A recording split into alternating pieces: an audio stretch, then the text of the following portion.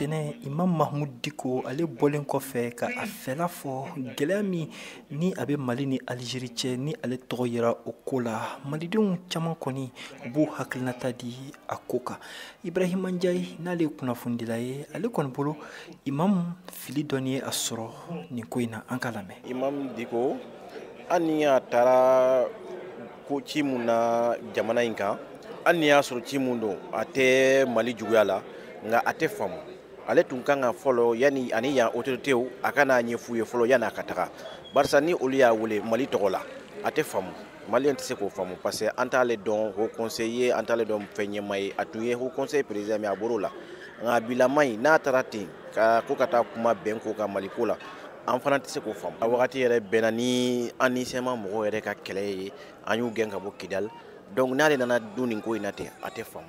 Ɲajala Keyita n'ale ye kunnafondila ye bɔlɔlɔsiraw sanfɛ ale kɔni y'a yira k'a fɔ ko mana gɛlɛya cogo cogo Imam ye mɔgɔba de ye jamana kɔnɔ a ka kan a ka kuma u ka lamɛn ani gɛlɛya kana ta k'a sɛgɛrɛ sabula cɛmancɛ fanga yɛrɛ nali a jɔyɔrɔ yira a la. Ɲajala Keyita. Mahmoud Dicko ye mɔgɔ min ye a ye fɛnba de kɛ jamana in kɔnɔ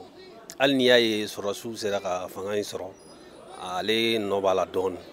donc o ye fɛn min ni fɛnw taara ka ɲɛsin a ma donc o ye fɛn minnu n'a sɔrɔ k'a fɔ ko tiɲɛ yɛrɛ yɛrɛ don ko fɛnw taara ka ɲɛsin a ma o fɛn ye fɛn min n'a cɛ man ɲi an b'a ɲini de jamana in kɔnɔ toujours an ka bɛn.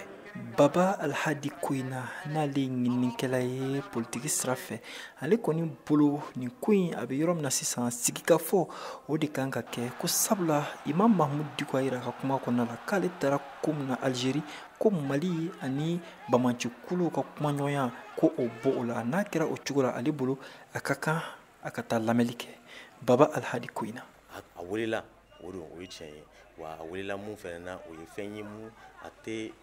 an ka jamana contrôle kɔnɔna na a b'a essayer pour que ka se ka an ka jamanadenw de fara ɲɔgɔn kan pour que ka se ka kɛlɛ ban fɛn ye mun ye bi in na c'est vrai que mɔgɔ caman bɛ groupe ninnu an t'a fɛ